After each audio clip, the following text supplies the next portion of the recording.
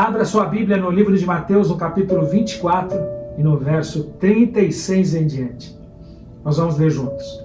A palavra de Deus diz assim: quanto ao dia e à hora ninguém sabe, nem os anjos dos céus, nem o Filho, senão somente o Pai. Como foi nos dias de Noé, assim também será na vinda do Filho do Homem. Pois nos dias anteriores ao dilúvio, o povo vivia comendo e bebendo, casando-se e dando-se em casamento, até o dia em que Noé entrou na arca, e eles nada perceberam, até que veio o dilúvio e os levou a todos. Assim acontecerá na vinda do Filho do Homem.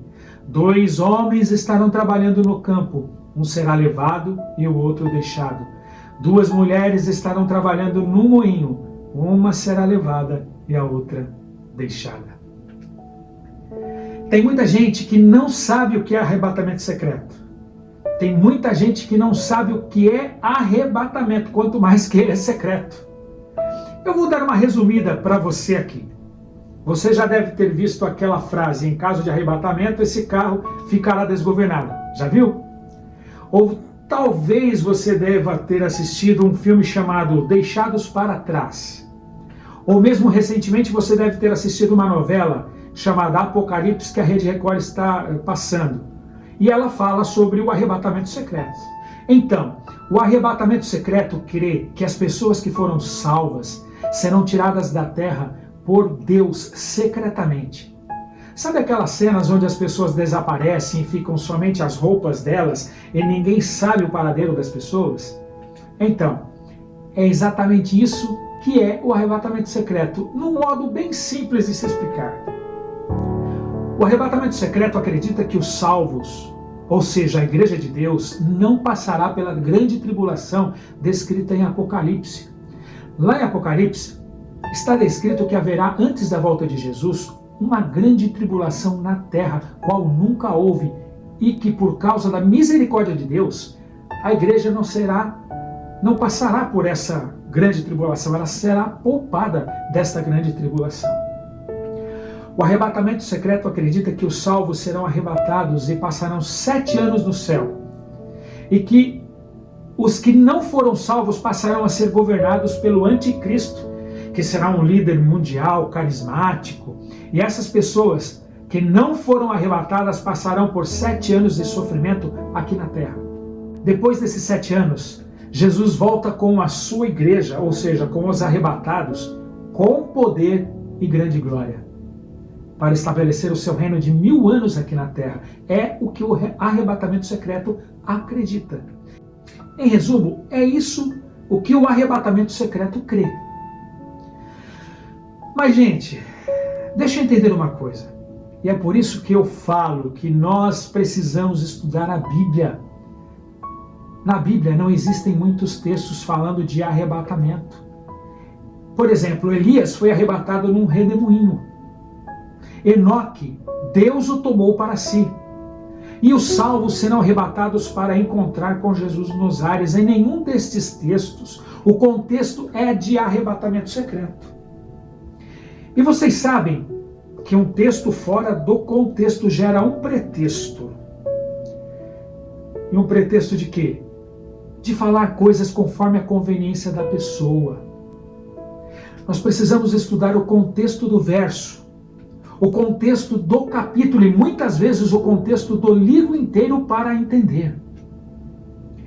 Aquele texto que eu li lá no começo de Mateus 24, 36 em diante, de que um será deixado e o outro levado, defende a ideia do arrebatamento secreto por parte de alguns cristãos evangélicos.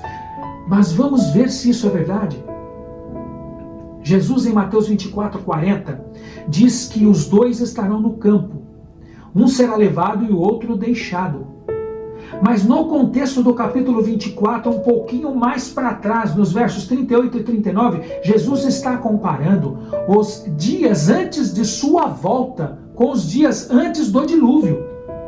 Jesus até comparou as pessoas que não ouviram os avisos de Noé com as pessoas que irão desprezar os avisos da vinda dele no fim dos tempos.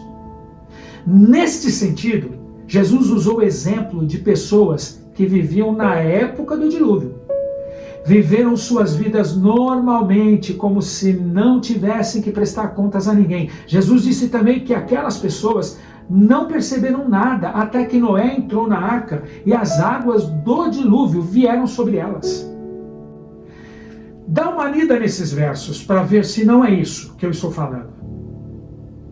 De forma natural, o texto bíblico continua esse raciocínio afirmando que no fim dos tempos, as pessoas estarão envolvidas em seus compromissos, trabalhando, ou seja, comparando com o verso, 2 estarão no campo e 2 no moinho, ou descansando, por exemplo, 2 estarão numa cama, como diz o verso, se casando ou dando-se em casamento, e o juízo de Deus virá.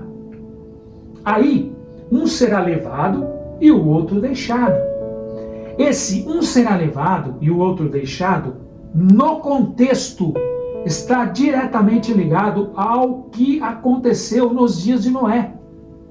Então, obviamente, o contexto está dizendo que quem era levado eram os ímpios, enquanto que os justos eram deixados. O dilúvio não levou Noé e sua família, mas levou as pessoas que morreram sob o juízo de Deus pelas águas. Aqui não parece estar falando do arrebatamento dos crentes, mas da separação dos ímpios para o julgamento de Deus.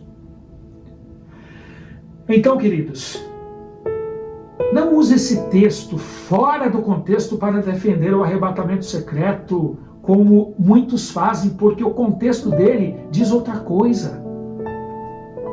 Vocês sabem como nasceu a teoria do arrebatamento secreto? Um padre chamado Francisco Riviera percebeu que os protestantes acreditavam que o anticristo era o domínio católico sobre os cristãos. E para tirar o foco do papado, ele inventou duas coisas. A primeira, que o anticristo era Nero, o imperador romano daquela época.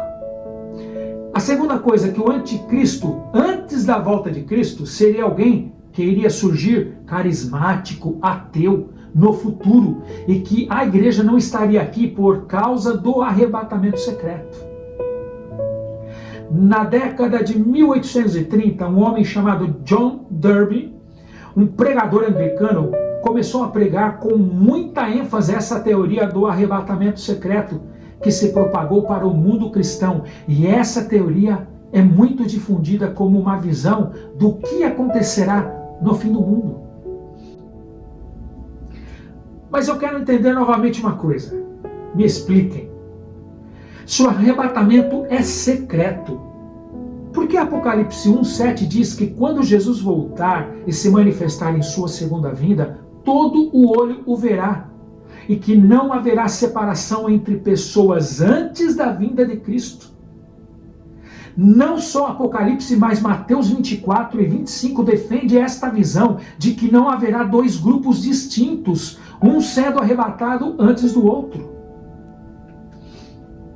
No capítulo 7, verso 14 de Apocalipse, diz que o grupo dos salvos vivos, por ocasião da volta de Jesus, são apresentados como aqueles que vieram da grande tribulação.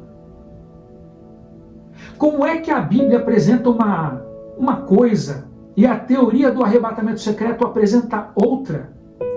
O arrebatamento diz que os arrebatados não passarão pela tribulação. Já o texto bíblico diz que os salvos virão da tribulação. E agora, em quem acreditar? Numa teoria que não existe na Bíblia ou nas palavras do próprio Cristo, porque foi ele, Jesus, que falou isso em Mateus 24. Meus amigos, preste atenção. Não acontece nada depois do arrebatamento secreto, porque essa teoria não tem base bíblica. O arrebatamento secreto não existe, foi uma invenção. Talvez você tenha aprendido assim a vida inteira. Talvez os seus avós, os seus pais, seu pastor tenha te ensinado assim a vida toda. Talvez uma dúvida foi gerada em sua mente neste momento. Eu quero sugerir uma coisa para você. Se ajoelhe. Clame a Deus para te mostrar a verdade e Ele te mostrará. Pode ser que ele já começou a te mostrar a verdade por meio desse vídeo. Você é tão amado por Jesus que antes da sua palavra, do seu pedido chegar à sua boca, ele, Jesus, já sabia. Antes do pedido para ele te mostrar a verdade chegar à sua boca em oração, ele já está te mostrando por esse vídeo. Creia.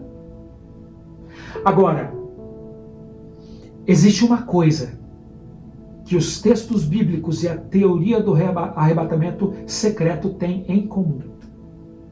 É a volta de Cristo. E essa é a esperança que deve estar no meu e no seu coração. Ver Jesus voltar.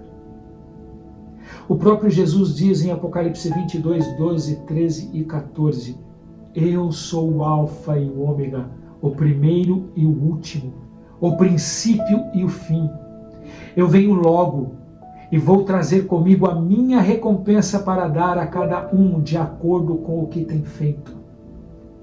Felizes as pessoas que lavam as suas roupas no meu sangue, pois assim terão o direito de comer o fruto da árvore da vida e de entrar na minha cidade pelos seus portões.